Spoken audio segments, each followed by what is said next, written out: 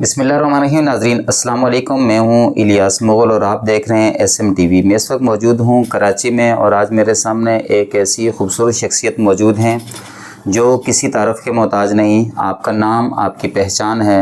असल इंसान काम से पहचाना जाता है। और आज मेरे सामने अब्दुल कादिर शेखानी साहब मौजूद हैं।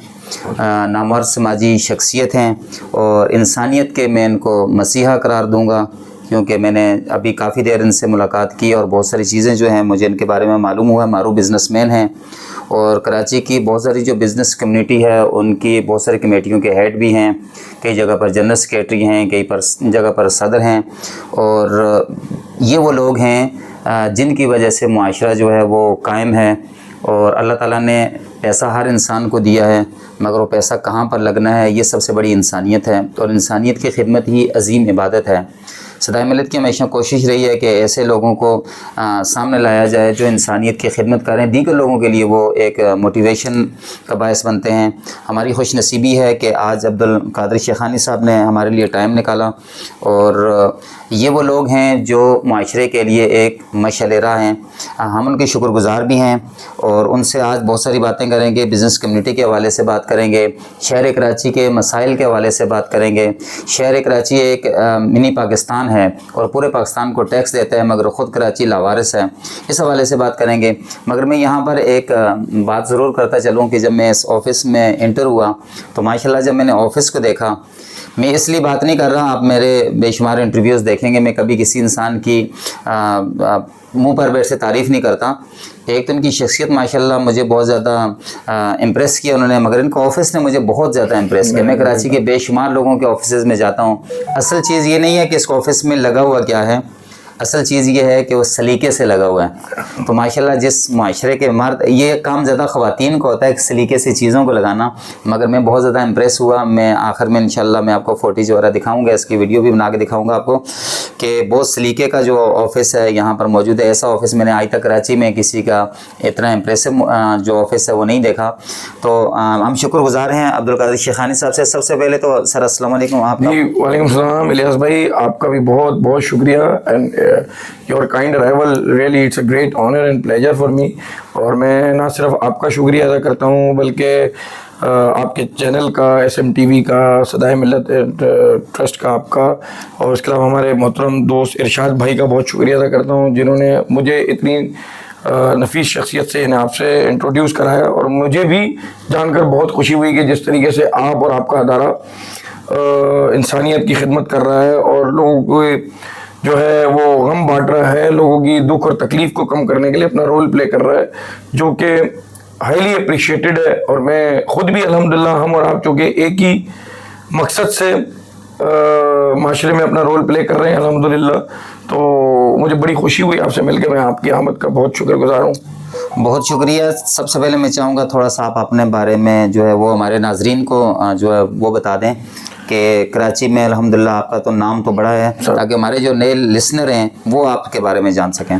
सर, ये आपकी ज़रा नवाजी है। आपने कहा कि आपका नाम बड़ा है, लेकिन मैं ये मेरे लिए ऑनर की बात ज़रूर है, मगर मैं इसमें कुछ थोड़ी सी तरदीद करूँगा या एड ऑन करूँगा। मैं कहूँगा कि नाम बड़ा सिर्फ मेरे अल्लाह का है, जिसके हम और आप बंदे हैं।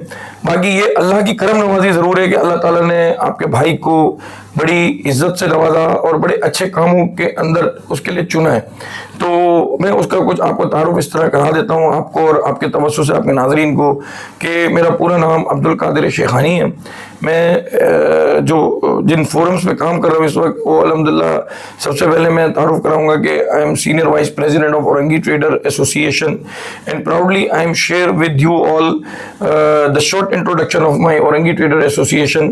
The Orangi Trader Association is structure is based on a 16 big market alliance and 2 industrial zones also. मैं खुद भी जो कि इंडस्ट्रियलिस्ट हूँ और पूरे औरंगी टाउन को यूँ समझ लें कि मैं एक अपने फैमिली का दर्जा देता हूँ। तो औरंगी ट्रेडर एसोसिएशन मेरे लिए मेरी वालदा की तरह काबिल एहतराम है और पूरा औरंगी टाउन मेरे लिए मेरे वालिद साहब जैसा एहतराम के काबिल है। और औरंगी टाउन को अल्लाह ताला ने एक और हमारी औरंगी ट्रेडर एसोसिएशन को अल्लाह ताला की तरफ से एक इनफरादी और एजाजी मकाम ये हासिल है कि हम ना सिर्फ कराची की बल्कि ना सिर्फ पाकिस्तान की बल्कि पूरे कॉन्टिनेंटल एशिया की, बर आज़म एशिया की सबसे बड़ी आबादी के ताजरान की नुमाइंदगी कर रहे हैं अल्हम्दुलिल्लाह।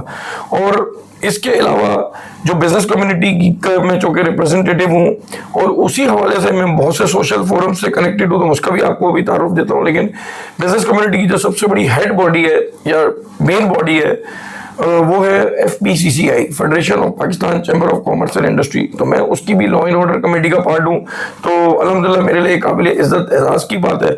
बाकी रह गई बात दूसरे अदर फोरम्स की, तो देखें हमारा मकसद आपके जैसे अच्छे लोगों के साथ मुंसलिक होना होता है, और बेसिकली हमारा मकसद क्या होता है कि पब्लिक रिलीफ एंड रिफॉर्म्स पे काम करना, और हमारा मकसद होता है बिजनेस कम्युनिटी के लिए उनकी तर्जुमानी करना। तो basically we are playing the role of bridge between the business community and the noble authorities and just like your kind personalities. Secondly, जो हमसे वेल कनेक्टेड हैं NGOs में, वो उसमें हैदर करार, आपने नाम सुना होगा हैदर करार ट्रस्ट, वो हमसे ट्रस्ट है, वो हमसे वेल अटैच है। उसके चेयरमैन रजी भाई हैं, और माशाल्लाह वो हमारे औरंगी ट्रेडर एसोसिएशन के भी चेयरमैन हैं। तो रजी भाई, जैसे आपने एक लफ्ज इस्तेमाल किया था मसीहा वाला, तो मैं समझता हूँ कि सचमुच दुखी इंसानियत का वो भी मसीहा है, और मुझे बड़ी खुशी है कि वो मैं उनकी टीम का पार्ट हूँ। तो रजी भाई हमारे औरंगी ट्रेडर एसोसिएशन के चेयरमैन भी, और किसी तारुफ के वो भी मोहताज नहीं है। और इसी तरीके से रजी भाई के लिए, रजी भाई की इंसानियत के लिए बड़ी खिदमत है।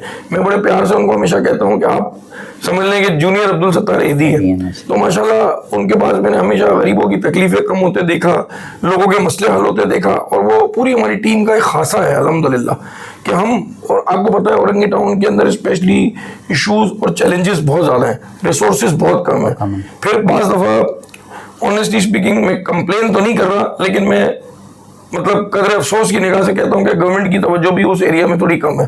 तो हमारी जो कोशिश होती है, ख्वाहिश होती है, हमारा अमल होता है, वो ये होता है कि हम अपने लोगों के लिए भलाई का काम करें, और लोगों की उम्मीदें हमसे वाबस्ता होती हैं। वो मौला अली का बड़ा प्यारा कौल है कि लोगों की उम्मीदों का तुमसे वाबस्ता होना अल्लाह की इनायतों में से तुम पर एक ख़ास इनायत है। और मेरे पापा मरहूम मोहम्मद सिद्दीक अब्दुल लतीफ़ जहानी साहब फरमाया करते थे, अल्लाह उनके दर्जात बुलंद करे, वो मेरे साइन ऑफ रिस्पेक्ट भी हैं, साइन ऑफ प्राउड भी हैं, साइन ऑफ मोटिवेशन भी है, तो साइन ऑफ एजुकेशन भी है। तो उन्होंने मुझे हमेशा बड़ी पॉजिटिव मोटिवेशन और एजुकेशन दी, क्योंकि वो खुद भी सोशल वेलफेयर वर्कर थे। तो मुझे कहा करते थे, कहते थे कि बेटा अल्लाह के चुने हुए लोग ही लोगों का दर्द चुनते हैं। और यूँ समझो कि पहले वो बंदा अल्लाह ताला के पास गया, अल्लाह ताला ने तुम्हारा पता दे के उसको भेज दिया। तो अब जो काम आप नेकी का करोगे उसका अजर तुम्हें दुनिया में भी मिलेगा और आखिरत में भी मिलेगा। तो मैं समझता हूँ कि अल्लाह ताला ने मुझे हर चीज़ से नवाजा है, ये उस मालिक की मेहरबानी है। अल्लाह ने मुझे इज्जत, सेहत, औलाद, वालदा जैसी अजीम नेमत, और आपके जैसे प्यारे भाई, माशरे में इज्जत और पैसे जैसी नेमत, हर चीज़, औलाद जैसी नेमत, सवाले बीवी जैसी नेमत, तो अल्लाह ताला ने, मैं किस, वो भी अल्लाह रब्बी को मात को ज़बान, तुम अपने रब की किस किस नेमत को झुटलाओगे। तो हम तो अपने रब के जितने शुक्र अदा करें कम है, स्पेशली मैं कि मैं मुझे अल्लाह का कुछ नसीब बंदा हूँ कि जिससे अल्लाह के अच्छे काम भी ले रहा है, और यकीनन इसका आखिरत में अजर है। तो हर काम दुनिया में करने, मतलब कहते हैं ना कि आप प्रॉफिट और loss, businessman, as a businessman हम बिजनेस में प्रॉफिट के लिए बिजनेस करते हैं ना, तो ये भी एक बिजनेस है, अल्लाह ताला के साथ कारोबार है कि जब आप अल्लाह की राह में खर्च करते हैं या अल्लाह के बंदों के दुख को कम करने के लिए अपनी एफर्ट्स करते हैं, तो ये अल्लाह से आप बिजनेस कर रहे हैं, और इसका सिला अल्लाह ताला आपको एक के बदले में 10 गुना देता है। तो ये मेरे लिए बड़ी एजाज़ की बात है। अच्छा अब्दुल कादिर साहब, ये बताइएगा कि आप माशाल्लाह बिज़नेस से ताल्लुक़ रख रहे हैं, ख़ासकर कराची जो बिज़नेस का बहुत बड़ा हब है, आपको क्या लगता है कि कराची के अंदर जो बिज़नेसमैन हैं उनको किन मसाइल का जो है वो सामना करना पड़ रहा है? एक चीज़ तो ये, फिर इन मसाइल का हल क्या नज़र आ रहा है आपको? एज ए बिज़नेसमैन आप किन मसाइल का सामना कर रहे हैं, और उन मसाइल का हल आपको क्या नज़र आ रहा है? यस भाई, with due respect of my all government authorities और माई ऑल बिजनेस कम्युनिटी, लेकिन मैं आपको ऑनेस्टली अगर एक बात कहूँ ना, तो ये कि हम सब इस वक्त बड़े मुतासिरीन में से, बिजनेस कम्युनिटी बड़ी मुतासिरीन में से, मतलब जैसे बज़ाहिर अगर आप देखते हैं, और स्पेशली सिंध की, कराची की बिजनेस कम्युनिटी, मैं अभी पंजाब की बिजनेस कम्युनिटी को खुद से नहीं जोड़ रहा, उसकी वजह मैं आपको ब्रीफ करता हूँ। इशू ये कि मेरा देखिए टेक्सटाइल का बिजनेस है मेन, ठीक है, टेक्सटाइल का मेरा ट्रेडिंग भी है, मेरी मैन्युफैक्चरिंग भी है। टेक्सटाइल का बिजनेस जो है वो कॉटन बेस्ड बिजनेस है, जो पाकिस्तान की प्रोडक्ट है, एक मेन प्रोडक्ट है। अब कॉटन पाकिस्तान की अल्लाह की इनामों में से, अल्लाह की नेमतों में से एक नेमत है कि पाकिस्तान है बड़ा बड़ा एक्सपोर्टर है आज भी अल्हम्दुलिल्लाह। हमारे मुल्क की जो इकोनॉमी है, हमारे मुल्क का जो एक्सपोर्ट रेट है वो कॉटन की वजह से ही अल्हम्दुलिल्लाह बहुत हद तक बैलेंस है, जो हमारी बड़ी एक्सपोर्ट है। फिर राइस भी आता है, फिर स्पोर्ट्स मटेरियल भी सियालकोट से भी आता है, सब चीजें, but cotton is a leading role, playing the leading role. अब कॉटन से रिलेटेड टेक्सटाइल की पूरी सनत है और ये बहुत बड़ी सनत है, इससे मतलब लाखों लोगों की रोजगार वाबस्ता है, डायरेक्टली और इनडायरेक्टली, ठीक है। तो अनफॉर्चुनेटली एंड अनलकीली हमारी गवर्नमेंट की कुछ पॉलिसीज ऐसी हैं या कुछ अवामिल ऐसे हैं जिसकी वजह से ये सनत बड़ी बुरहान का शिकार है और बड़ी मुश्किल से ये समझ लें कि रेंग रेंग के चल रही है, जबकि इसको दौड़ना चाहिए। अब किस तरह से चल रही है हमारी सनत, ये आपके सामने है, किसी से ढकी चुपी बात नहीं है। एनर्जी क्राइसिस जो हमारे मुल्क में, गैस बीइंग इंडस्ट्रियलिस्ट गैस नहीं मिलती, ठीक है। इलेक्ट्रिसिटी का भी शॉर्टफॉल फेस करना पड़ता है अक्सर औकात, ठीक है। अब गवर्नमेंट ने सोलर के ऊपर भी मैंने कल से सुना है कि टैरिफ टैक्सेस लगाना शुरू कर दिए हैं, ठीक है। ये वो चीज है कि आप घेरा तंग कर रहे हैं बिजनेसमैन का। आप उसको देखिए ना, आप यूं समझे कि अगर मुझे इस वक्त खोल के सांस ना आ रही हो तो क्या मैं इतनी फ्रिक्वेंटली आपसे बात कर सकूंगा? नहीं कर सकता। मेरा अगर कोई बोल रहा हो पीछे से तो मैं बात नहीं कर सकता। तो इसी तरीके से बिजनेसमैन का गला घोटा जा रहा है हमारी गवर्नमेंट की पॉलिसीज की वजह से। आप एफबीआर की पॉलिसी देख लें, आप इनकम टैक्स की पॉलिसी देख लें, आप अभी जरा सा टर्नओवर करते नहीं, आपके पास नोटिस आना शुरू हो जाते हैं। आप फ्री हैंड नहीं दे रहे बिजनेसमैन को और उसको आप फैसिलिटीज भी नहीं दे रहे, तो how it is possible, how we can survive. अब मैं आपको इसकी कॉटन की हवाले से मिसाल दूं कि देखिए, बांग्लादेश भी मेरा कॉम्पिटिटर है, चाइना भी मेरा कॉम्पिटिटर है, इंडिया भी मेरा कॉम्पिटिटर है। तो how I manage in the international market my COP, and what is the means of COP? The COP means is cost of production. How I manage, देखिए ना, उसको इससे जो मेरा यूके में कस्टमर बैठा है, क्योंकि हमारी पाकिस्तान की जो मेन एक्सपोर्ट है वो यूके में है, यूरोप में भी है, यूके में भी है और USA में भी है, ठीक है। USA से अच्छे ताल्लुकात रखना, मैं सियासी हवाले से बात नहीं कर रहा, लेकिन कारोबारी हवाले से बात कर रहा हूँ, हमारे लिए इसलिए भी जरूरी है कि हमारी वो एक बड़ी मार्केट है, ठीक है, हमारी बड़ी एक्सपोर्ट है वहां पे। तो अब आप USA के अंदर जब आपको मार्केट है आपकी, तो USA में जो मेरा बायर बैठा है उसको इससे कोई गर्ज नहीं है कि मेरी लोकल कॉस्ट क्या आ रही है। उसने मुझे अपना रेट देना है, अगर मैं उसके रेट पे कम्पीट कर सकता हूँ, उसके रेट को मीट कर सकता हूँ, मैच कर सकता हूँ, तो मुझसे बिजनेस करेगा, अदरवाइज वो दूसरी जगह स्विच कर जाएगा। इसकी मिसाल आप ले ले कि किसी भी दुकान पे आप चले जाएं, मार्केट में चले जाएं, अगर आपको एक सस्ती चीज, लेट से ये सस्ती चीज अगर आपको एक दुकान से मिलेगी तो कस्टमर किसी का नहीं होता, वो ले लेगा। तो ये कराची के बिजनेसमैन को बहुत टफ टाइम फेस करना पड़ रहा है, पूरे पाकिस्तान के करना पड़ रहा है, लेकिन कराची के बिजनेसमैन को मैं इसलिए कह रहा हूँ कि यहाँ पे देखें लॉ एंड ऑर्डर के हालात आज भी अच्छे नहीं है। कल हमारे एक बहुत अच्छे इंडस्ट्रियलिस्ट दोस्त हैं, उनके वो स्टाफ बेचारा बैंक से कैश लेके निकला, 26 लाख रुपीस थे, सैलरी के जा रहे थे, उनको लूट लिया गया। ये तो कराची में हम बिजनेसमैन तो इतने मुतासिरीन हैं, हम इसके बावजूद कारोबार का पहिया और मईशत का पहिया चला रहे हैं, तो ये समझ लेंगे किसी जहाज से कम नहीं कर रहे। अच्छा, मैं आपको एक और बात बताऊं, हमारे कई बिजनेसमैन है, स्पेशली टेक्सटाइल से, मेमन, और basically I am from the Memon community.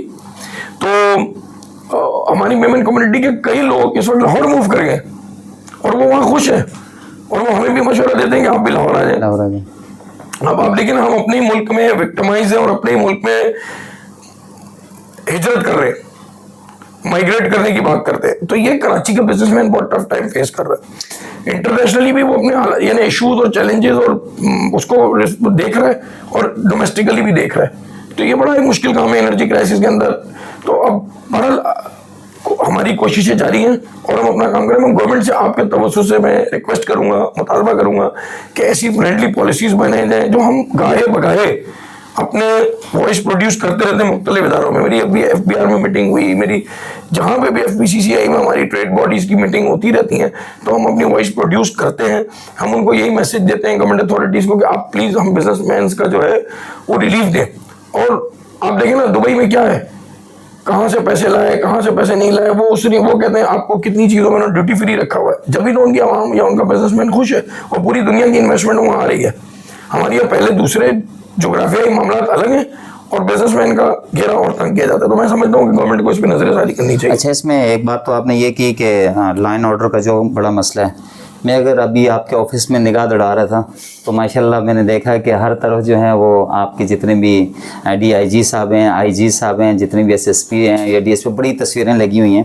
तो आप जब उनसे मीटिंग होती है तो लाइन ऑर्डर का जो इशू है बेसिक, ज़ाहिर है ये निचले तबके से तो आपकी माशाल्लाह मुलाकातें नहीं हैं, बड़े लोगों से सारी मुलाकातें हैं, तो ये चीज़ें वहाँ डिस्कस नहीं होती कि बिजनेसमैन के लिए, जैसे आपने कहा कि 26 लाख रुपए शख्स से लूट कर चले गए, तो ये तो बड़ा एक आसान सा काम है कि एक TT लें और कराची के अंदर ये काम शुरू कर दें या भत्ते की पर्चियाँ देना शुरू कर दें। तो इस तरह बिजनेसमैन कैसे सर्वाइव करेगा कराची के अंदर? तो ये कभी आपने ये जितने भी आपके मुलाकातें माशाल्लाह देख रहा हूँ मैं हर तरफ जो मुलाकातें हैं, तो इनसे डिस्कस नहीं होती आपकी?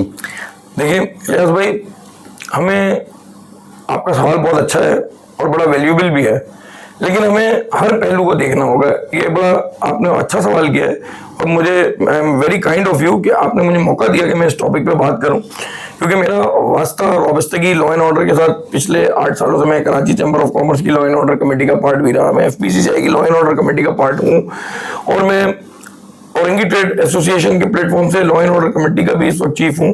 तो मेरा तो on end of daily basis पे राउंड द ईयर अथॉरिटीज के साथ ताल्लुक है, और अपनी मैं बेसिकली जहाँ रिप्रेजेंटेटिव अगर समझ लें अपनी बिजनेस कम्युनिटी का हूँ, तो वहीं मैं पुलिस डिपार्टमेंट का भी एज एम्बेसडर काउंट होता हूँ, या रेंजर्स की तरफ से मुझे अल्हम्दुलिल्लाह रिस्पेक्ट मिली, मुझे ऑनर दिया गया पाकिस्तान आर्मी की तरफ से अल्हम्दुलिल्लाह। हर प्रोग्राम में DG साहब ने मुझे बुलाया और उन्होंने हमारी बातें सुनी और हमारी तजावीज़ दी, और मैं समझता हूँ कि उन तजावीज़ पर काफ़ी हद तक हमें रिस्पॉन्स भी मिला, लेकिन अभी भी काफ़ी कमियाँ और मतलब जो है ना खामियाँ हैं जिसको दूर होना चाहिए। मगर मैं उन कमियों का और खामियों का जिक्र आपसे जरूर करूंगा, लेकिन एक कुछ खूबियों का भी जिक्र करूंगा। खूबियां पुलिस डिपार्टमेंट की देखें, ये एक हकीकत है। मैं ये बात सिर्फ इसलिए नहीं कर रहा कि मेरे पुलिस अफसरान से मोहब्बत के, इज्जत के ज़ाती ताल्लुकात हैं, मैं रियलिटी की बुनियाद पर बात कर रहा हूँ कि हम इसीलिए आज आप देखें ना कि आप किसी अच्छे इंसान के साथ ही अपनी तस्वीर आवेजा करते हैं as a pride, as a honour.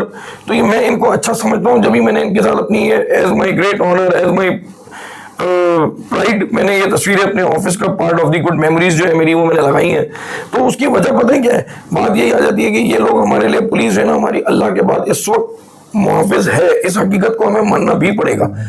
अगर आप सिर्फ तस्वुर करें, ये मैं इसलिए नहीं कह रहा कि मैं पुलिस की कोई फेवर की बात कर रहा हूँ, ये रियलिटी भी है कि मैं और आप सिर्फ आज कंसिडर कर लें, तस्वुर कर लें कि पुलिस एक दिन की छुट्टी पे, स्ट्राइक पे चली जाए, ऐलान हो जाए आज आपको कह दी कल पुलिस पूरा दिन गायब रहेगी या 24 घंटे छुट्टी पे रहेगी, तो आप सिर्फ तस्वुर करें, इमेजिन करें भयानक वो मंजर कि मैं और आप घर के बाहर निकलना तो दूर की बात, घर के अंदर भी नहीं बैठ पाएंगे, खाना जंगी शुरू हो जाएगी और मतलब लूट मार शुरू हो जाएगी और कानून का खौफ खत्म हो जाएगा। तो देखिए पुलिस का होना ना सिर्फ जरूरी है बल्कि बहुत फायदेमंद भी है। और अल्हम्दुलिल्लाह जो अच्छे हमारे नोबल ऑफिसर्स हैं, मैं उनको रिकॉर्ड भी करूंगा। एडिशनल IG साहब का जिक्र करूंगा, अदा खान तनोली साहब, IG साहब का on my back, my is just like my elder brother Javed Alam Odo साहब, एक्स्ट्राऑर्डिनरी नोबल पर्सनालिटीज हैं, एक्स्ट्राऑर्डिनरी जेंटलमैन पर्सनालिटीज हैं। हमने as a business community representative तमाम SSP साहिबान, DIG साहिबान, जिनके साथ आप यहाँ देख रहे हैं, या कई और जो यहाँ पे मौजूद आपको नजर नहीं भी आ रही तस्वीरें, उसके मैं उन सब की एक इज्तिमाई बात करूंगा कि हमारी पुलिस की जो आला क़यादत है वो बहुत सिंसियर भी है, वो बहुत एफिशिएंट भी है, कॉम्पिटेंट भी है और बहुत मेरिटेबल भी है। मैंने अगर रात के 2 बजे भी किसी DIG को मैसेज किया है, तो मैं किसी का नाम नहीं ले रहा लेकिन जनरल बेसिस पे बात कर रहा हूँ, मैंने कहा कि एक कंसर्न है तो उसने अपनी लोअर बॉडी को, अपने सबऑर्डिनेट को, उसने चाहे वो SSP के लेवल पे किया है या DIG के लेवल पे किया है या IG साहब को किया है, एडिशनल IG को किया, उन्होंने लोअर कमांड को फौरन वो मैसेज पास किया और अल्हम्दुलिल्लाह उस पर ऑन द स्पॉट मुझे रिलीफ मिला भी है। लेकिन आपके सवाल की तरफ आऊंगा कि आप भी बात सही कर रहे हैं। अब ये तो मेरे तो अल्लाह ने एक मरासिम बनाए हुए इनके साथ और मैं इन टच रहता हूँ, तो मेरी बात पे कंप्लाइंस फौरी होता है और मेरिट होता है। लेकिन हम आते हैं आम आदमी की बात पे। ये एक तल्ख हकीकत है कि आम आदमी जब थाने जाता है तो उसको वो रिस्पॉन्स नहीं मिलता और अवामी वसाइल बहुत ज़्यादा है। लॉ एंड ऑर्डर का एक बहुत बड़ा मसला है। मतलब कराची कॉस्मोपॉलिटन सिटी है, यहाँ कमोपेश 4 करोड़ की आबादी तो हम समझते हैं। फिर हर कौम के लोग यहाँ मौजूद हैं, इंटरनेट मतलब कम से कम पूरे पाकिस्तान की आबादी का मजमुआ यहाँ जरूर आपको मिलेगा, हर कम्युनिटी आपको यहाँ मिलेगी। पंजाब में मेजोरिटी पंजाब की मिलेगी, बलूचिस्तान में मेजोरिटी बलोच मिलेगी, और सारी कम्युनिटी हमारे लिए साइन ऑफ रिस्पेक्ट है, साइन ऑफ प्राउड है, पार्ट ऑफ अवर फैमिली है, मगर कम्युनिटी बेसिस पे है। कराची के अंदर जो कि बिजनेस हब है और इंटरनेशनल सिटी है, इस शहर की अलग डायनेमिक्स हैं, अलग इसकी फिजिबिलिटी और वैल्यूज हैं, तो उस चीज़ को मद्देनजर रखते हुए यहाँ पे हर कम्युनिटी आपको मिलती है। और फाइनली यहाँ पे क्राइम रेट बहुत बढ़ गया है, और ये एक लम्हे फिक्रिया था भी है भी।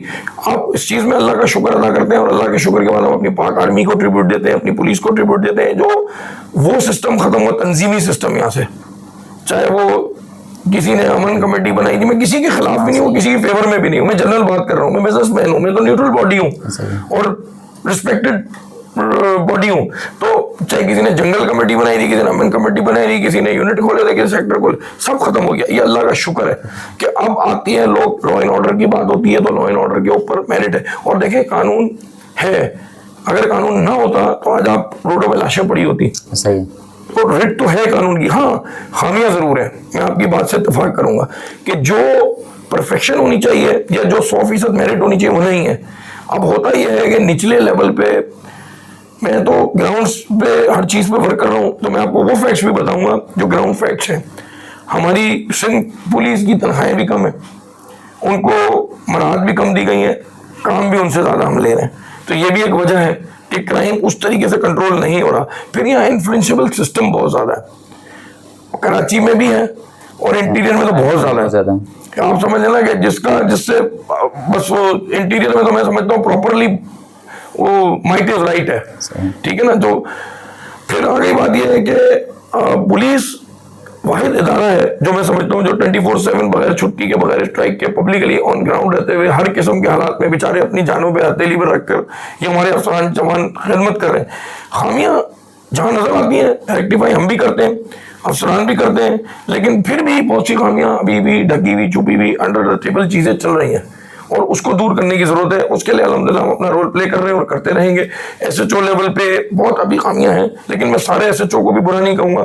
आज भी बिलीव करें कि किसी का, हमारे ताजर भाई का कोई मसला था, मैंने SHO को फ़ोन किया, उसने SP साहब को फ़ोन किया, उन्होंने फ़ौरन कंप्लाइंस किया, जो मेरिट थी वो कर दिया। तो फिर भी रह जाती है, कमियां खामियां हैं ज़रूर, और अल्लाह करे कि वो दूर हो। अच्छा, इसमें ये बताइएगा कि कराची मिनी पाकिस्तान है, और कराची पाकिस्तान में ये आप बहुत ज़्यादा हमसे ज़्यादा बेहतर जानते हैं कि सबसे ज़्यादा टैक्स देने वाला शहर जो है वो कराची है। क्या वजह है कि कराची खुद लावारिस है? एक तो ये बताएं कि इस कराची का वारिस कौन है? आप कराची के रोड की हालत देख लें, ऐसा लग रहा है कि ऐसी आप मोहनजोदाड़ो के अंदर हैं। कराची के अंदर पानी नहीं मिलता, ठीक है, टैंकर को पानी मिलेगा, कराची की आवाम को पानी यहाँ पर नहीं मिलता। और कराची की ऐसी जगह में मौजूद है जहाँ पानी की एक बूंद भी नहीं है पानी की, ठीक है, मगर टैंकर पूरे कराची के अंदर चलते हैं जहाँ पर उनको पानी हर वक्त मुयसर रहता है। कराची की रोडों का ये हाल है, ठीक है। तो ये शहर क्यों इतना टैक्स देने के बावजूद भी ये लावारिस है, और इसकी बेसिक जिम्मेदारी किस पे आयद हो रही है कि ये शहर कब बनेगा? आप ऐसे बिजनेसमैन, कोई उम्मीद की चिराग नज़र आ रहा है आपको, कोई किरण नज़र आ रही है, कोई रोशनी नज़र आ रही है, या मायूसी है यहाँ पर? चल भाई, मैं आपके इस दुख भरे सवाल के अंदर आपके दुख में शामिल होते हुए, आपकी आंखों को पढ़ते हुए जो दुख मुझे आपकी आंखों में नजर आ रहा है, कराची के लिए दर्द नजर आ रहा है, वही दर्द मेरी आंखों में भी है, वही तकलीफ मेरी आंखों में भी है, क्योंकि मैं कराची का बेटा हूँ और कराची में पैदा हुआ, और मेरी ये ख्वाहिश है कि मेरी आखिरी आरामगाह भी कराची में ही हो, ठीक है। तो मेरे बाप दादा की आखिरी आरामगाह यहाँ है, मेरी नस्ल यहाँ है, हमारा स्टेक कराची में है, और इस मुल्क ने, इस शहर ने हमें बहुत कुछ दिया, इज्जत के साथ पैसा दिया, हमें एक मकाम दिया। तो हमारी तो ख्वाहिश, कोशिश यही होगी ना कि इस शहर को फलकता, पलता, फलकता, फूलता देखें। लेकिन बहुत ही बदकिस्मती के साथ कहना पड़ता है, अनफॉर्चुनेटली, वेरी अनलकीली, हमने इस शहर की तनज़्ज़ुली देखी है। और बीइंग अ बिजनेस कम्युनिटी, हम समझते हैं कि जो टैक्स कराची जनरेट कर रहा है, आप देखें अराउंड अप्रोक्सीमेटली 70% प्लस कराची आज भी जनरेट कर रहा है अल्हम्दुलिल्लाह।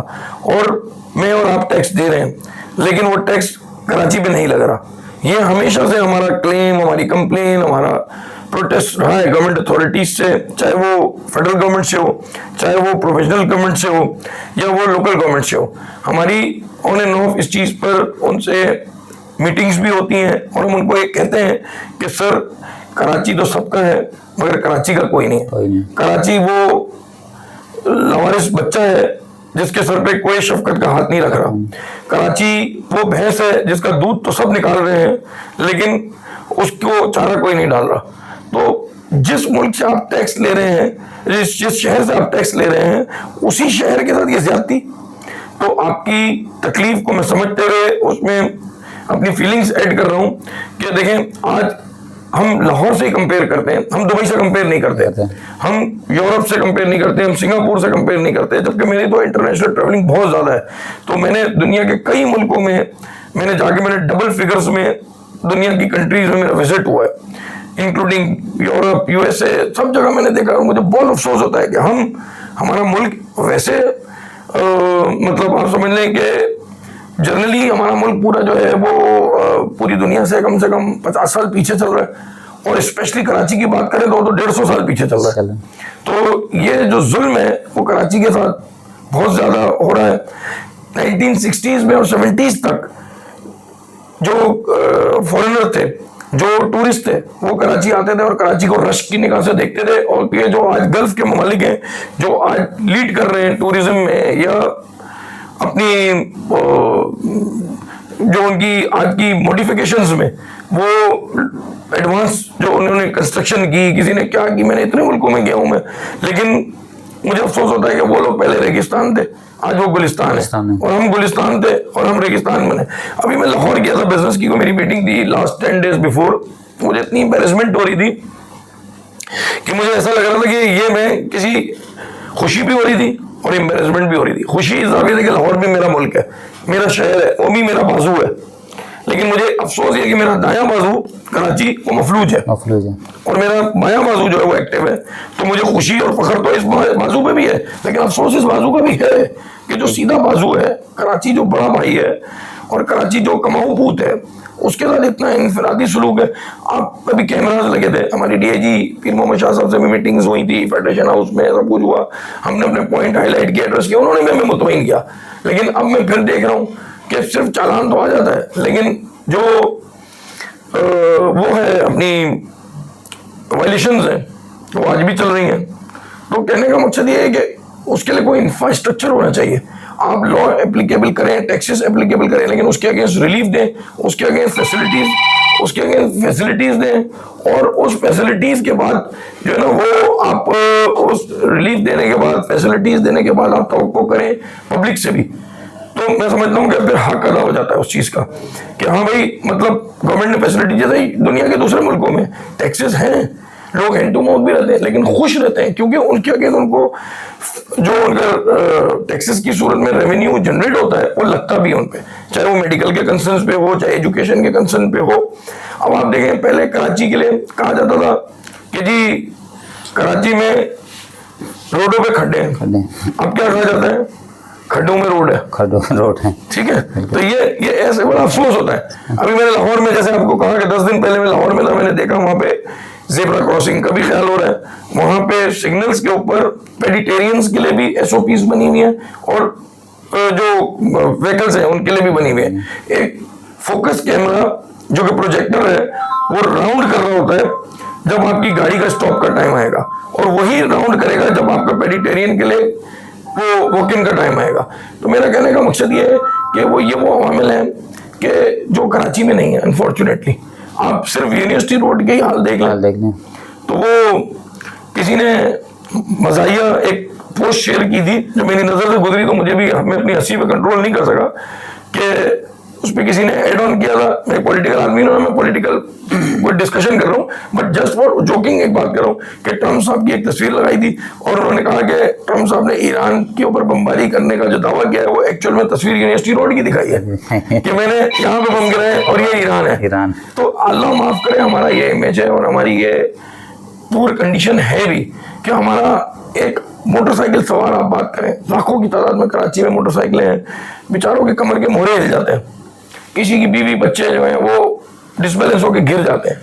तो इस तबके की बात करें ना, इसमें किसी का जहन नहीं है। सिर्फ वो मैं जो कि मतलब एक ग्राउंड का आदमी हूँ, अवामी, आप सियासी नुमाइंदा नहीं हो लेकिन अखलाकी तौर पे और मतलब आप समझ लें समाजी तौर पे मैं पब्लिक का नुमाइंदा हूँ, तो मैं ज़रूर उस पर बात करता हूँ, ज़रूर अपना दिल भी जलाता हूँ, अफसोस भी करता हूँ, अपनी आवाज़ भी उठाता हूँ। और आई होप कि जैसे अल्लाह के यहाँ हम सुनते हैं कि देर है अंधेर नहीं है, तो उस पर तो हमारा कभी यकीन है। तो इसी तरह हमारा कुछ यकीन हमारी गवर्नमेंट से भी, हम अभी यकीन नहीं है उसमें, लेकिन उम्मीद है कि शायद देर हो जाए अंधेर ना हो, तो उम्मीद करता हूँ कि कराची भी बेहतर होगा। अच्छा, आपका ज़्यादा टाइम नहीं लेंगे, मैं सेकंड लास्ट क्वेश्चन की तरफ आऊँगा कि ये जो कराची के जिन मसाइल पे आप बात कर रहे हैं, उनके मसाइल में आपको ये हल नज़र नहीं आ रहा, या तो कराची को एक अलग सूबा बना दिया जाए तो फिर कराची जो है वो इक़्तिदार और इख्तियारात निचली सतह पर आ जाएंगे, एक चीज़ ये, या आपको ये नहीं लगता कि वफाक जो है वो कराची को टेकअप कर ले, या तीसरी सूरत आपको नज़र नहीं आ रही कि मैंने स्टडी की है पूरी दुनिया के अंदर के मुख्तलिफ़ मुल्कों के 2-2, 3-3 दारुल हुकूमत भी हैं रियासतों के, तो ऐसा नहीं है कि कराची को दोबारा जो है वो दारुल हुकूमत, दूसरा दारुल हुकूमत बना लिया जाए कि कराची की तकदीर बदल सके। 4 करोड़ आबादी का शहर जिसके पास ना पीने का पानी है, ना जिसके पास सेहत है, ना जिसके पास कारोबार है। आप ये देखें कि बाहर जाने वाला अगर शाम को अपना मोबाइल वापस लेकर आता है, खुदा का शुक्र अदा करता है, 100 रुपये निकाल के वो सदका देते हैं कि अल्हम्दुलिल्लाह मेरा मोबाइल जो है वो बचकर वापस आ गया। तो अक्सर लोग जो हैं मीम्स बना रहे हैं इसके ऊपर, कराची के अंदर मोबाइल लेकर नहीं जाना, मोबाइल बच गया, मुख्तलिफ़ चीज़ें। तो कराची के मसाइल का आपको सिर्फ हल क्या नज़र आ रहा है? कराची के अंदर एक हुकूमत है जो 35 साल से जो है वो सिंध के अंदर हुकूमत मौजूद है, बावजूद इसके कराची के मसाइल हल नहीं हो रहे।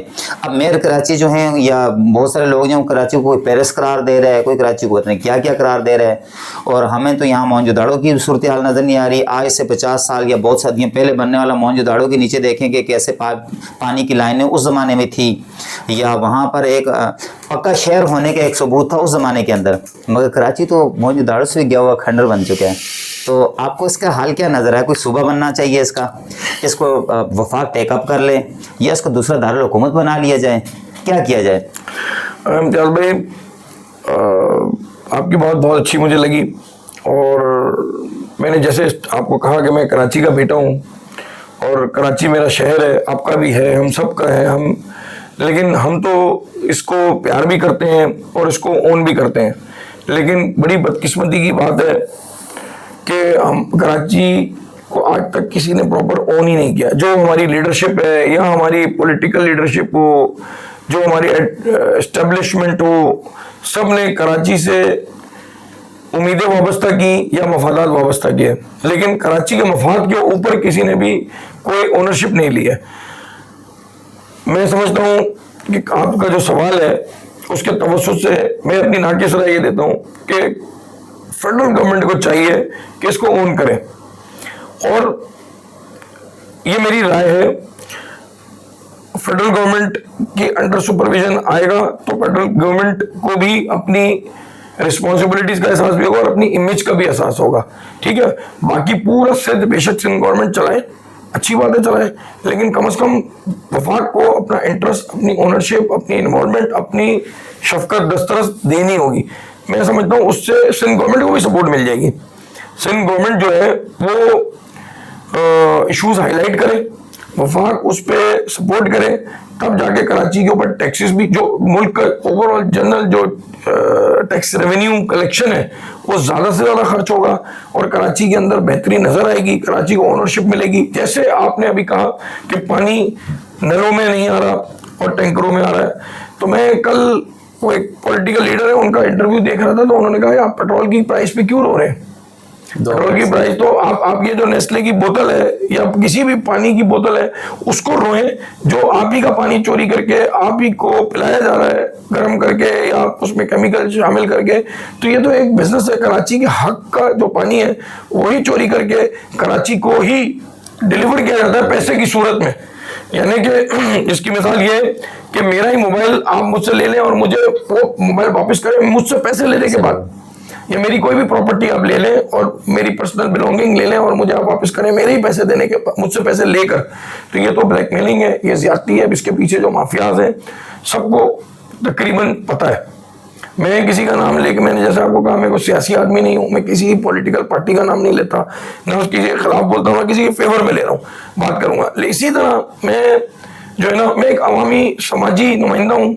मेरा मकसद है इंसानियत की भलाई, लोगों का पब्लिक रिलीफ एंड रिफॉर्म्स, और मैं उसी की ख्वाहिश करता हूँ, उसी की कोशिश करता हूँ, बगैर किसी से क्लैश किए, बगैर किसी से अटैच हुए। तो कराची के अंदर आप आज भी देख लें कि एक गरीब आदमी को पानी नहीं मिल रहा है। स्पेशली औरंगी टाउन की बात करूं तो वहाँ पानी का कितना बड़ा फुकदान है, और बिजली का भी वहाँ फुकदान है, वहाँ लोड शेडिंग भी है। उसकी वजह क्या है? कुछ कुंडा माफिया ऐसी है जो मतलब उन लोगों को भी विक्टिमाइज करती है जो बेचारा बिल पेड कंज्यूमर है। मेरी के इलेक्ट्रिक की एडमिनिस्ट्रेशन से, अपर एडमिनिस्ट्रेशन से जब मीटिंग ऑन एंड ऑफ होती रहती है, जो कंसर्न्स आते हैं उसमें हम बात करते हैं, तो उनकी तरफ से भी हमें रिस्पेक्टिवली एक आंसर क्या मिलता है? बोलते हैं कि सर हम लोड शेडिंग तो करेंगे क्योंकि हमारा फीडर लॉस में, हमारी पीएमटी लॉस में।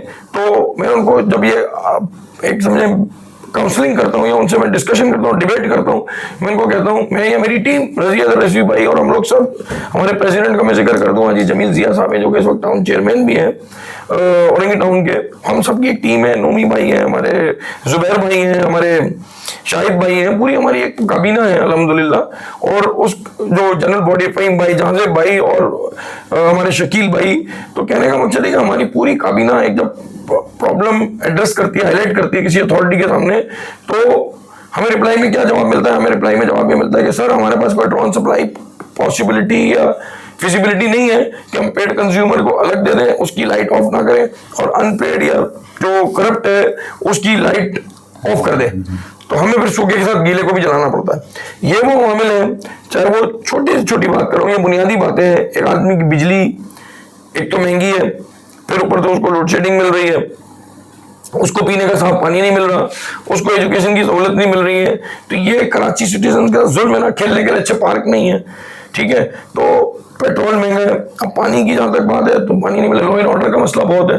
आप रोज सुनते हैं वारदातें हो रही हैं और देख भी रहे हैं हम और आप, इवन मैं और आप भी अगर बगैर सिक्योरिटी गार्ड के अगर निकलेंगे तो हमें खौफ रहेगा। ऐसे ही तो कहने का मकसद ये है कि कराची की ओनरशिप होनी चाहिए और इसके अंदर फेडरल गवर्नमेंट को अपना इंटरेस्ट, अपना इनपुट देना चाहिए, अपना मैंडेट देना चाहिए, अपना रोल प्ले करना चाहिए, तब जाके कराची की बेहतरी आ सकती है। दोबारा कराची देखें मिनी पाकिस्तान है, बिजनेस हब है आज भी। तो मैं समझता हूँ कि आप इसको वीक करना ऐसे है कि अपने पाँव पे कुल्हाड़ी मारना।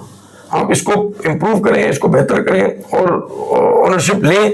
गवर्नमेंट को चाहिए अपना रोल प्ले करें, फेडरल गवर्नमेंट को। आखिर में ये बताइएगा कि चूँकि आप एक बिज़नेसमैन हैं और एक अरसा साहब जो है बिज़नेस करें, माशाल्लाह बड़े पैमाने पर बिज़नेस हो रहा था, मुख्तलिफ हुकूमतें आई गई हैं, चाहे वो नवाज शरीफ की हुकूमत हो, सरदारी साहब की हुकूमत हो, उसके बाद इमरान खान की हुकूमत हो, अभी शहबाज शरीफ साहब की जो हुकूमत है।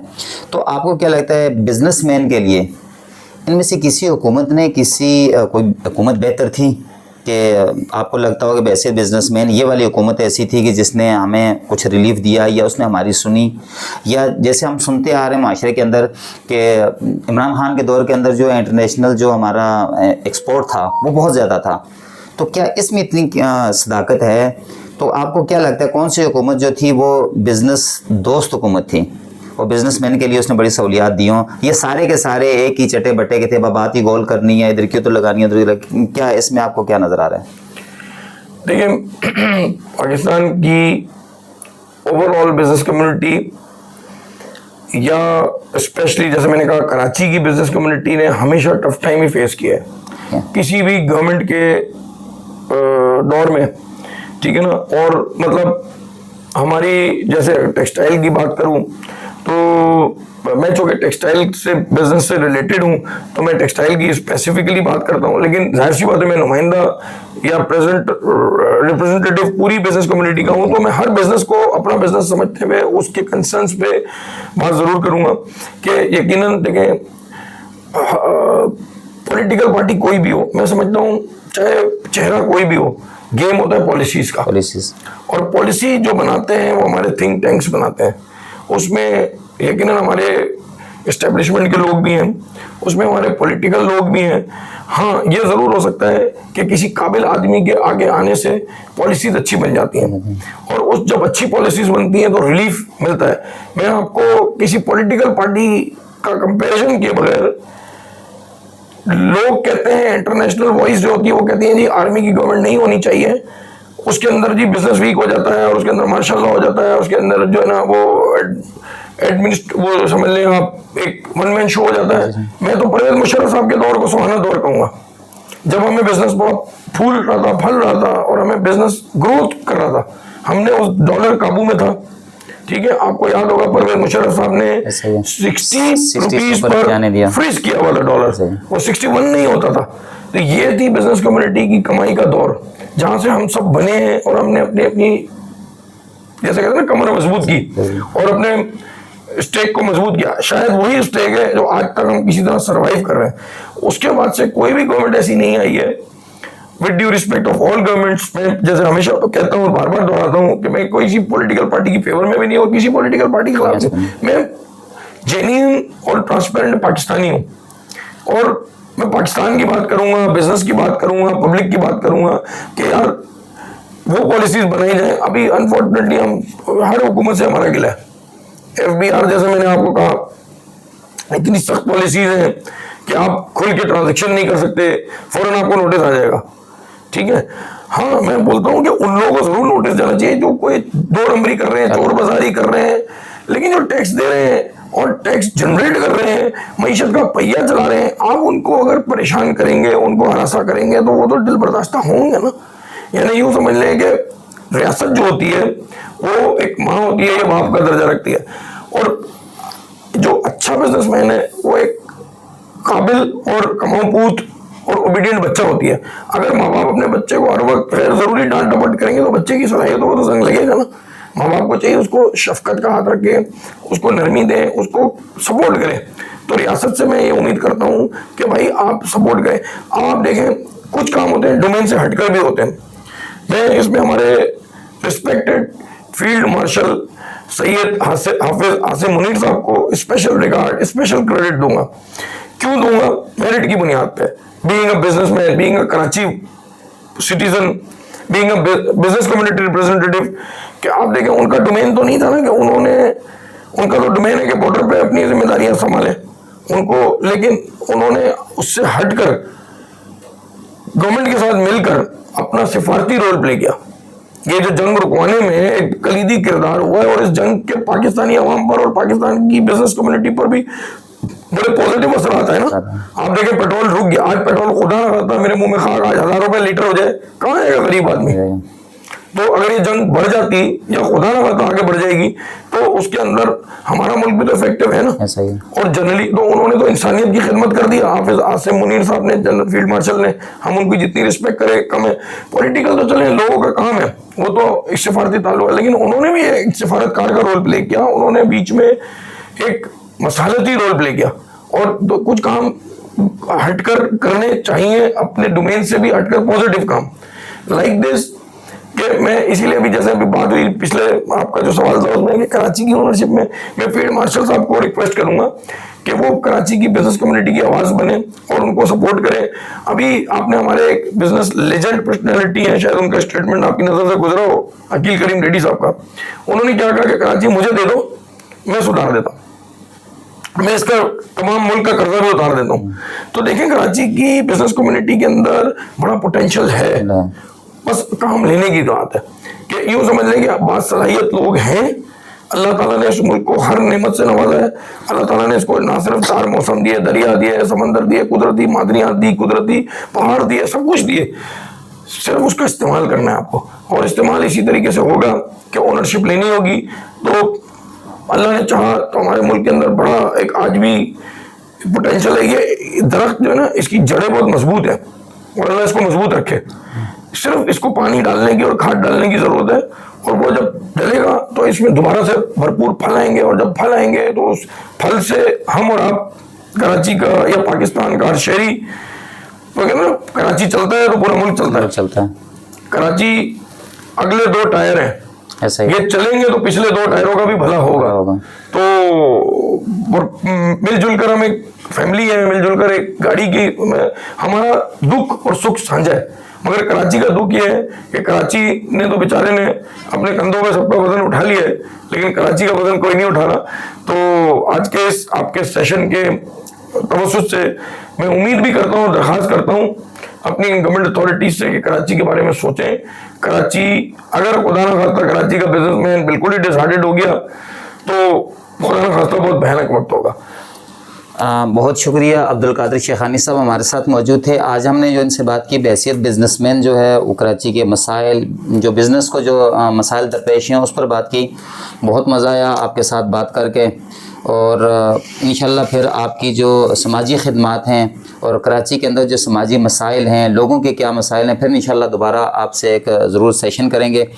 और मैं आखिर में उनका शुक्रिया अदा करने के साथ साथ मैं एक आखिर में ज़रूर बात करूँगा कि हमारा इदारा सदाए मिल्लत इंटरनेशनल फाउंडेशन, जो कि इंसानियत की खिदमत के लिए, फ़लाह इंसानियत के लिए, तालीम, सेहत और बेदारी शऊर के लिए काम कर रहा है। तो मैं चाहूँगा कि आप बहैसियत एक इंसान दोस्त और एक समाजी शख्सियत के हवाले से एक तो आप अपना कोई मैसेज जो है हमारे लिए ज़रूर छोड़ें कि हमारा इदारा क्या काम आपकी नज़र में कोई अच्छा काम कर रहा है, और आप बहैसियत जो समाजी शख्सियत हैं, तो ऐसे समाजी जो इदारे हैं जो इंसानियत के लिए, इंसानियत की खिदमत के लिए काम कर रहे हैं, उसके लिए आप क्या पैगाम देंगे? ये आखिरी आप। जी भाई, बहुत शुक्रिया। और बड़ी मैं समझता हूँ जितनी भी हमारी गुफ्तगू हुई, उस गुफ्तगू बड़ी वैल्यूबल थी, बड़ी फ्रूटफुल थी, वैल्यूबल थी। लेकिन सबसे ज़्यादा वैल्यूबल बात यही है कि हम बहैसियत कौम, बहैसियत इंसान, बहैसियत मुसलमान इंसानियत के लिए क्या रोल प्ले कर रहे हैं और उसके क्या अवामिल हमारे माशरे पर जो है नमूदार हो रहे हैं। मैं बड़ी खुशी के साथ और फख्र के साथ I am proudly share with you कि अल्हम्दुलिल्लाह मैं मुख्तलिफ NGOs के साथ as a volunteer, as a well wisher उनका पार्ट हूँ। अल्हम्दुलिल्लाह मैं अगर आपको बतदरीज उन सब का तारुफ भी कराना चाहूँगा। जैसे अल मुस्तफ़ा वेलफेयर ट्रस्ट है, हाजी हनीफ तैयब साहब अल्हम्दुलिल्लाह लेजेंड पर्सनैलिटी हैं, वो किसी तारुफ के मोहताज नहीं है, मेरे वो मेंटोर हैं, मैं उनके साथ भी वेल कनेक्टेड हूँ। ठीक है, हर लिहाज से हम, वो कहते हैं ना दामे दरमे सुखने, तो मॉरली फिजिकली हम उनके साथ हैं। कई जगहों पे हम मतलब फाइनेंशियल अपना रोल प्ले कर रहे हैं अल्हम्दुलिल्लाह। अब औरंगी टाउन की बात करूं तो सफ़ीर वेलफेयर जो ट्रस्ट है वो है, फिर उसके बाद वहाँ गेर फाउंडेशन है, खिदमत इंसानियत है, फिर इसके अलावा हमारे पास हैदर करार ट्रस्ट है। तो अल्हम्दुलिल्लाह हम रंग, नस्ल, मजहब, फिरके सबसे हटके वाला ताक होते हुए हम यहाँ दारुल उलूम अल मरकज़ अल कादरिया गुलशन इकबाल में माशाल्लाह वहाँ पे तकरीबन 200 बच्चे इस वक्त तदरीसी अमल का जो है उनका एक सिलसिला जारी है। फिर उनकी रिहाइश है, फिर उनकी किफ़ालत है। तो अल्हम्दुलिल्लाह मुझे और मेरे वालिद साहब को एक एजाज़ हासिल है कि हम, मेरे मरहूम वालिद साहब ने ज़िंदगी भर उस अदारे की खिदमत की है। मैं भी आज उस अदारे से अल्हम्दुलिल्लाह हर लिहाज से मुंसलिक हूँ, जो मेरे लिए बाइस इज़्ज़त, बाइस एजाज़ और बाइस सवाब है। तो मैं समझता हूँ कि प्रॉब्लम्स बहुत हैं हमारे माशरे में। जैसे मैंने कहा, इशूज़ और चैलेंजेस बहुत ज़्यादा हैं, रिसोर्सेज बहुत कम है, मगर हिम्मत हो, नीयत अच्छी हो तो अल्लाह ताला की तरफ से मदद मिलती है। मैं क्या खूब कहा है वो हिम्मत और उसके ऊपर के नीयत पर के इरादे जिनके पुख्ता हों, इरादे जिनके पुख्ता हों, नज़र जिनकी खुदा पर हो, इरादे जिनके पुख्ता हों, नज़र जिनकी खुदा पर हो, फिर तलतम खेज मौजों से घबराया नहीं करते। और हर इंसान ने अपना अपना रोल प्ले करना है। अब होता क्या है हमेशा हमारे माशरे में कि हम बैठकर महफिलों में उसकी बुराई कर रहे हैं, उसकी बुराई कर रहे हैं। मैं समझता हूँ ये ज़्यादती है, मुनाफकत है। हम अपने हिस्से का काम खुद प्ले करें। हम क्या कर रहे हैं, हमें उस पर फोकस करना चाहिए। कोई क्या कर रहा है उसको छोड़ दें, वो अल्लाह का और उसका मामला है। आप क्या कर रहे हैं, आप अल्लाह के सामने जवाब दे, खुद अपने हिस्से का रोल प्ले करें। तो इस अपने हिस्से का आपने दिया खुद जलाना है। उसकी मैं आपको मिसाल एक शेर सुना कर दूंगा कि सिर्फ ख्वाहिशें कर लेने से नहीं गिरा करते फल झोली में, सिर्फ ख्वाहिशें कर लेने से नहीं गिरा करते फल झोली में, उम्मीद की शाख को खुद हिलाना होगा। और कोई फर्क नहीं पड़ता अंधेरों को बुरा कहने से, अपने अपने हिस्से का दिया खुद जलाना होगा। लिहाजा मैं समझता हूँ कि माशरे की भलाई का काम करें। मैं आपके चैनल के और आपके अदारे के तवज्जुह से लोगों को मैसेज दूंगा कि भाई आप अपना काम करें, इंसानियत का खिदमत का काम करें, लोगों में खैर बांटें। इन्वेस्टमेंट है ये, आप यहाँ इन्वेस्टमेंट करें, अजर आपको यहाँ भी मिलना है और आखिरत में भी मिलना है। तो और जब आपकी मतलब समझ लें कि कुव्वत इरादी और अल्लाह पर भरोसा मजबूत होता है तो हर काम जो कि मुश्किल बज़ाहिर लग रहा होता है लेकिन वो खुद ब खुद आपके लिए आसान हो जाता है। वो कहते हैं ना कि मैं मोटिवेशनल शेर व शायरी को बड़ा पसंद करता हूँ और उससे लेसन लेता हूँ और उससे मोटिवेशन लेता हूँ। तो कहते हैं ना कि मंजिलें भी उनको मिलती हैं, मंजिलें भी उनको मिलती हैं जिनके सपनों में जान होती है। मंजिलें भी उनको मिलती हैं जिनके सपनों में जान होती है। और खाली परों से कुछ नहीं होता जनाब, असल तो हौसलों से उड़ान होती है। तो आप हौसला रखें, अल्लाह पर भरोसा रखें और अपना रोल प्ले करते रहें। और जब आप अपना रोल प्ले करते रहेंगे तो मैं समझता हूँ कि आप अल्लाह को भी जो ना वो अपना मुंह दिखा सकेंगे और अल्लाह का सामना करेंगे। रोज़े महशर भी, दुनिया में भी आपको इज्जत मिलेगी, आखिरत में अजर मिलेगा और आप अपना सुरखुरू होंगे दीन और दुनिया में और अल्लाह आपकी मदद करेगा। क्योंकि अल्लाह ताला बंदे को दुनिया में भेजता है तो उसका इम्तहान ले रहा होता है कि मैंने तुझे बंदे अपने वसाइल दिए, मैंने तुझे अपने हाथ पाँव दिए, दिमाग दिया, तुझे इस काबिल बनाया कि तू अपने लिए और अपने माशरे के लिए कुछ कर सक, तो तूने क्या किया। तो मैं समझता हूँ कि इंसान आखिरत में अल्लाह के सामने सुरखुरू होगा और अपना रोल हमें माशरे में प्ले करेंगे तो अल्लाह भी राजी होगा और दुनिया में भी इज्जत होगी। तो यही मेरा आपके चैनल के लिए भी, आपकी ऑडियंस के लिए भी, आपके नाजरीन के लिए भी मैसेज है कि माशाल्लाह आपको अप्रिशिएट करूँगा। मैंने आपके जो काम सुने और देखे और समझे तो हाईली अप्रिशिएटेड है माशाल्लाह। आप लोगों ने मुझे एक ब्रोशर भी दिया, उसके लिए मैं रिगार्डफुल हूँ कि जिसके अंदर मैं उसको भी पढ़ रहा था इंटरव्यू से पहले। तो उसके अंदर जिस तरीके से आप इंसानी खिदमत सर अंजाम दे रहे हैं, उसमें स्कूल भी है, उसमें सिलाई के सेंटर, अच्छा सिलाई का एक सेंटर हमारा भी औरंगी टाउन में, अच्छा, तो वो भी मैं आपसे इंशाल्लाह ताला विजिट कराऊंगा, आपको शेयर करूंगा। फिर आप स्पोर्ट्स के लिए एक्टिविटी कर रहे हैं, फिर आप मतलब लोग बच्चों की एजुकेशन के लिए कर रहे हैं, फिर आप मतलब लोगों को लीगल असिस्टेंस भी दे रहे हैं जो बेचारे मुतासिरीन हैं। तो इंशाल्लाह ताला हम और आप मिलकर जो ऑलरेडी हम समझेंगे सेम रोल प्ले कर रहे हैं, लेकिन इंशाल्लाह जिस तरीके से आपका अदारा सदाए मिल्लत इंटरनेशनल अपनी खिदमत सर अंजाम दे रहा है, मुझे सुनकर बहुत खुशी हुई है, मुझे देखकर बहुत खुशी हुई है। तो इंशाल्लाह ताला हम और आप मिलकर माशरे के लिए अपना पॉजिटिव रोल प्ले करेंगे। और मैं तमाम सुनने वालों से ये कहूँगा कि सब आगे हैं, बेशक एक एक कतरा डालें, आप अल्लाह को मुंह दिखा सकेंगे। जैसे मैंने कहा कि उस चिड़िया की मानिंद जो अपनी चोंच को में पानी भर के आग को बुझाने की कोशिश कर रही थी, तो उसको किसी ने कहा भी उस वक्त, इस वाक्य के अंदर जो ये पूरा वाक्य है उसका बैकग्राउंड ये है और कंक्लूजन ये है कि चिड़िया को ये कहा गया कि भाई तुम क्या कर लोगी इस आग का बुझा के, आप कैसे बुझाओगी ये आग को। तो उसने ये जवाब दिया था कि मैं अल्लाह को ये अपनी सफाई दे सकती हूँ कि अल्लाह मैंने अपना रोल प्ले किया। तो इंशाल्लाह हम और आप मिलकर रोल प्ले कर भी रहे हैं, मजीद करते रहेंगे, जिससे हमें अल्लाह की जो है करम नवाजी मिलती रहेगी, अल्लाह की खुशनुदी मिलेगी और अल्लाह के बंदों की दुआएं मिलती रहेंगी इंशाल्लाह। अब्दुल कादिर शेखानी साहब हमारे साथ मौजूद थे और आखिर में माशाल्लाह आपकी शायरी ने बड़ा महसूस भी किया और पूरे इंटरव्यू के अंदर जो है वो जान भी डाल दी।